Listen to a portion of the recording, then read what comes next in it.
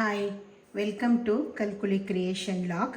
ನಾನಿವತ್ತು ಎಗ್ ಬುರ್ಜಿ ಹೇಗೆ ಮಾಡ್ಕೊಳ್ಳೋದು ಅಂತ ನಾನು ತೋರಿಸ್ಕೊಡ್ತೀನಿ. ಇದು ತುಂಬ ಸಿಂಪಲ್ಲಾಗಿ ಕ್ವಿಕ್ಕಾಗಿ ಸಹ ಮಾಡ್ಕೊಳ್ಬೋದು. ಹಾಗೆ ಜಾಸ್ತಿ ಏನು ಇದಕ್ಕೆ ನಮಗೆ ಐಟಮ್ಗಳು ಬೇಕಾಗೋದಿಲ್ಲ.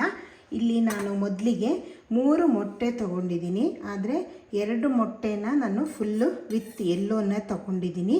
1 ಮೊಟ್ಟೆದು ವೈಟ್ ಮಾತ್ರ ತೊಗೊಂಡಿದ್ದೀನಿ. ನಾನು ಈಗ ಮಾಡ್ತಾ ಇರೋದು ಇಬ್ಬರಿಗೆ ಆಗುವಷ್ಟು ಕ್ವಾಂಟಿಟಿದು.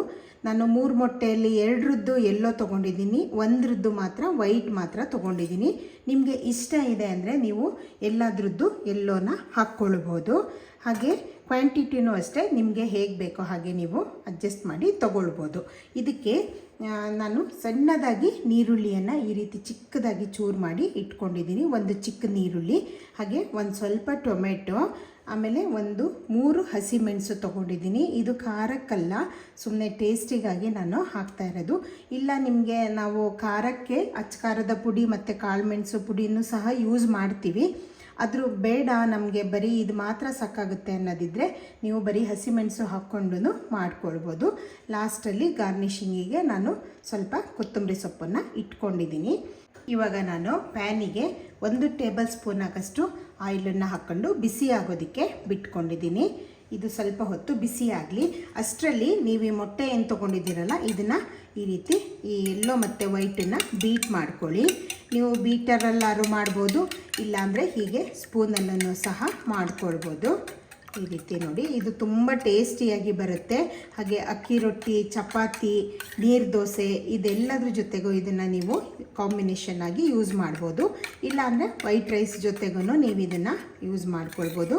ಯಾವುದೇ ಒಂದು ಸಾಂಬಾರು ಏನೇ ಇದ್ರೂ ಪಲ್ಯದ ಬದಲಿಗೆ ನೀವು ಇದನ್ನು ಸಹ ಮಾಡ್ಕೊಳ್ಬೋದು. ಆಮೇಲೆ ತುಂಬ ಟೇಸ್ಟಿಯಾಗಿ ಬರುತ್ತೆ. ಹಾಗೆ ಕ್ವಿಕ್ಕಾಗೂ ಸಹ ನಾವು ಮಾಡ್ಕೊಳ್ಬೋದು. ಇದು ಯಾರೇ ಬ್ಯಾಚುಲರ್ಸ್ ಇರಲಿ ಅಥವಾ ಬಿಗಿನರ್ಸ್ಗಳಿದ್ದರೂ ಇದನ್ನು ಆರಾಮಾಗಿ ಮಾಡ್ಕೊಳ್ಬೋದು. ನೋಡಿ, ನಾನು ಈ ರೀತಿ ಬೀಟ್ ಮಾಡಿ ಇಟ್ಕೊಂಡಿದ್ದೀನಿ. ಇವಾಗ ಇದು ಎಣ್ಣೆ ಬಿಸಿಯಾಗಿದೆ. ಮೊದಲಿಗೆ ಇದಕ್ಕೆ ನಾವು ಹೆಚ್ಚಿಟ್ಕೊಂಡಿರುವ ನೀರುಳ್ಳಿಯನ್ನು ಹಾಕ್ಕೊಳ್ಳೋಣ. ನೀರುಳ್ಳಿ ನೀವು ಕ್ವಾಂಟಿಟಿ ಜಾಸ್ತಿ ಬೇಕು ಅಂದ್ರೂ ಸಹ ನೀವು ಇದಕ್ಕೆ ಹಾಕ್ಕೊಳ್ಬೋದು. ಇವಾಗ ಇದನ್ನು ಚೆನ್ನಾಗಿ ಸ್ವಲ್ಪ ಹೊತ್ತು ಫ್ರೈ ಮಾಡ್ಕೊಳ್ಬೇಕು. ಇವಾಗ ನೀರುಳ್ಳಿ ಸ್ವಲ್ಪ ಹೊತ್ತು ಫ್ರೈ ಆಗಿದೆಯಲ್ಲ, ಈಗ ನಾವು ಉಳಿದ ಐಟಮ್ಗಳನ್ನು ಇದಕ್ಕೆ ಹಾಕ್ಕೊಳ್ಳೋಣ.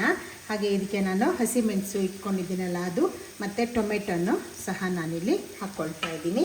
ಹಾಕ್ಕೊಂಡ್ಬಿಟ್ಟು ನಂತರ ಇದನ್ನು ಮತ್ತೆ ಸ್ವಲ್ಪ ಹೊತ್ತು ನಾವು ಈ ರೀತಿ ಆಯಿಲಲ್ಲಿ ಫ್ರೈ ಮಾಡ್ಕೊಳ್ಬೇಕು. ಸ್ವಲ್ಪ ಅದು ಬೇಯಬೇಕು. ಒಂದು 2-3 ಮಿನಿಟ್ಸ್ ಅಷ್ಟು ನಾವು ಇದನ್ನು ಬೇಯಿಸ್ಕೊಳ್ಳೋಣ.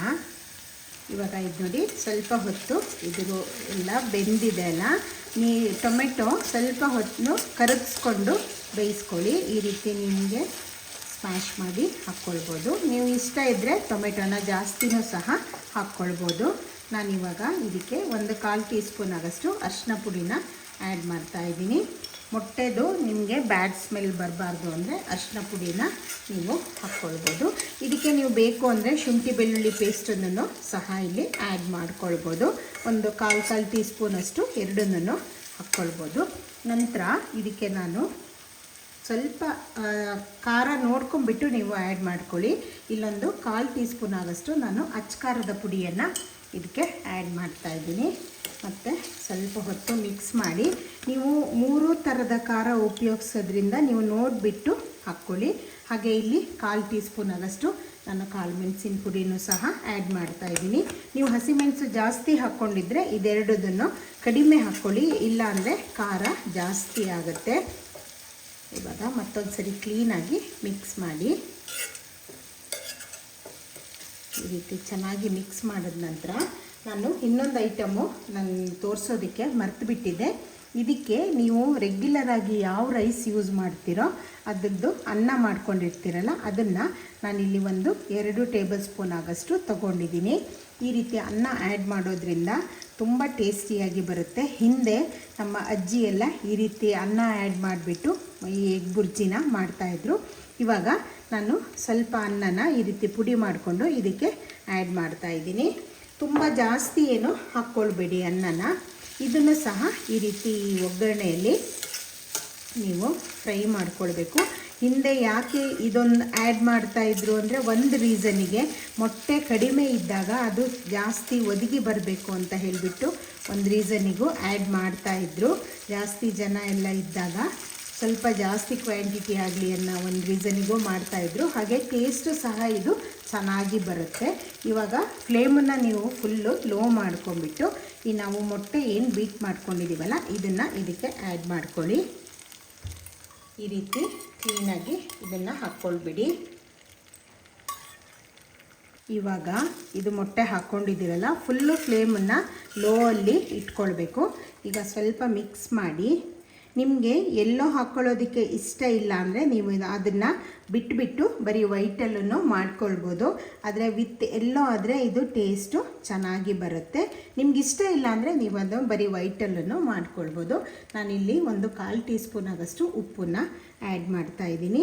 ಉಪ್ಪು ಟೇಸ್ಟ್ ನೋಡಿಬಿಟ್ಟು ನಿಮಗೆ ನಿಮ್ಮ ಟೇಸ್ಟಿಗೆ ತಕ್ಕಂಗೆ ನೀವು ಇದನ್ನು ಆ್ಯಡ್ ಮಾಡ್ಕೊಳ್ಳಿ. ಇವಾಗ ಇದನ್ನು ಚೆನ್ನಾಗಿ ಮಿಕ್ಸ್ ಮಾಡಬೇಕು. ಸ್ವಲ್ಪ ದಪ್ಪ ತಳದ ಪಾತ್ರೆ ಆದರೆ ಇದು ತಳದಲ್ಲಿ ಸುಟ್ಟು ಹೋಗೋದಿಲ್ಲ. ಇಲ್ಲ ಅಂದರೆ ತೆಳು ಪಾತ್ರೆ ಆದರೆ ನೀವು ಆಯಿಲ್ ಜಾಸ್ತಿ ಹಾಕ್ಕೊಳ್ಬೇಕಾಗತ್ತೆ. ಇವಾಗ ಇದನ್ನು ಚೆನ್ನಾಗಿ ಮಿಕ್ಸ್ ಮಾಡಿ. ಇವಾಗ ನೋಡಿ ಇದು ಚೆನ್ನಾಗಿ ಎಲ್ಲ ಮೊಟ್ಟೆ ಕುಕ್ ಆಗಿದೆ. ಈ ಟೈಮಲ್ಲಿ ನೀವು ಬೇಕಿದ್ದರೆ ಉಪ್ಪನ್ನು ಟೇಸ್ಟ್ ನೋಡ್ಕೊಳ್ಬೋದು, ಬೇಕು ಅಂದರೆ ಆ್ಯಡ್ ಮಾಡ್ಕೊಳ್ಬೋದು. ಇನ್ ಕೇಸ್ ನಿಮಗೆ ಅನ್ನ ಯೂಸ್ ಮಾಡೋದಕ್ಕೆ ಇಷ್ಟ ಇಲ್ಲ ಅಂದರೆ ಇದಕ್ಕೆ ಹಸಿ ತೆಂಗಿನಕಾಯಿ ತುರಿನನ್ನು ಈ ಹಂತಕ್ಕೆ ಇಷ್ಟು ಡ್ರೈ ಆದಾಗ ನೀವು ಆ್ಯಡ್ ಮಾಡ್ಕೊಳ್ಬೋದು. ಅನ್ನ ಹಾಕ್ಕೊಂಡ್ರೆ ಅದನ್ನು ಆ್ಯಡ್ ಮಾಡಬೇಕಾದ ಅವಶ್ಯಕತೆ ಇಲ್ಲ. ಇವಾಗ ನಾನು ಫ್ಲೇಮನ್ನು ಆಫ್ ಮಾಡ್ತಾ ಇದ್ದೀನಿ. ಇದು ನೋಡಿ ಆಗಿದೆ. ಜಸ್ಟ್ ಒಂದು ವಿತಿನ್ 5 ಮಿನಿಟ್ಸಲ್ಲಿ ಇದು ನಿಮಗೆ ಆಗೋಗುತ್ತೆ.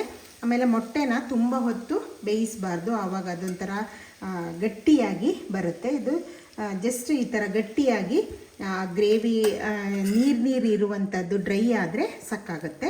ನೀವು ಫ್ಲೇಮನ್ನು ಆಫ್ ಮಾಡಿದ ನಂತರ ಇದಕ್ಕೆ ಮೇಲೆ ನಾವು ಕೊತ್ತಂಬರಿ ಸೊಪ್ಪು ಈ ರೀತಿ ಉದುರಿಸ್ಕೊಂಡ್ರೆ ತುಂಬ ರುಚಿಕರವಾದ ಎಗ್ ಬುರ್ಜಿ ರೆಡಿ ಆಗುತ್ತೆ.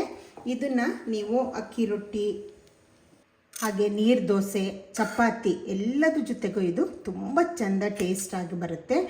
ಇದನ್ನು ಟ್ರೈ ಮಾಡಿಬಿಟ್ಟು ಹೇಗೆ ಅನ್ನಿಸ್ತು ಅಂತ ನನಗೆ ಕಮೆಂಟ್ ಮಾಡಿ. ಹಾಗೆ ನಾನು ಹಾಕುವಂಥ ಎಲ್ಲ ರೆಸಿಪಿಗಳು ನಿಮಗೆ ತುಂಬ ಇಷ್ಟ ಆಗುತ್ತೆ ಅಂತ ಭಾವಿಸ್ತೀನಿ. ನನ್ನ ಕಲ್ಕುಳಿ ಕ್ರಿಯೇಷನ್ ಲಾಗ್ ಚಾನಲ್ ಏನಿದೆ ಇದನ್ನು ಸಬ್ಸ್ಕ್ರೈಬ್ ಮಾಡ್ಕೊಳ್ಳಿ. ಇದನ್ನು ಟ್ರೈ ಮಾಡಿಬಿಟ್ಟು ಹೇಗೆ ಅನ್ನಿಸ್ತು ಅಂತ ನನಗೆ ಕಮೆಂಟ್ ಮಾಡಿ. ನೋಡಿ ಎಷ್ಟು ಕಲರ್ಫುಲ್ಲಾಗಿ ಬಂದಿದೆ. ಹಾಗೆ ಕ್ವಿಕ್ಕಾಗಿ ಮಾಡ್ಕೊಳ್ಬೋದು. ನಿಮಗೆ ಜಾಸ್ತಿ ಟೈಮ್ ಇಲ್ಲದೆ ಇದ್ದಾಗ ನೀವು ಇದೊಂದು ಮಾಡಿಕೊಂಡ್ರೆ ನಿಮಗೆ ಬೇರೆ ರಸಮ್ಮು ಸಾಂಬಾರು ಯಾವುದು ಬೇಕು ಅಂತ ಅನಿಸೋದಿಲ್ಲ. ಬರೀ ನೀವು ಇದನ್ನು ಹಾಗೇನೂ ಅನ್ನಕ್ಕೆ ಕಲಿಸ್ಕೊಂಡು ಊಟ ಮಾಡ್ಬೋದು. ತುಂಬ ಟೇಸ್ಟಿಯಾಗಿ ಬರುತ್ತೆ. Thank you.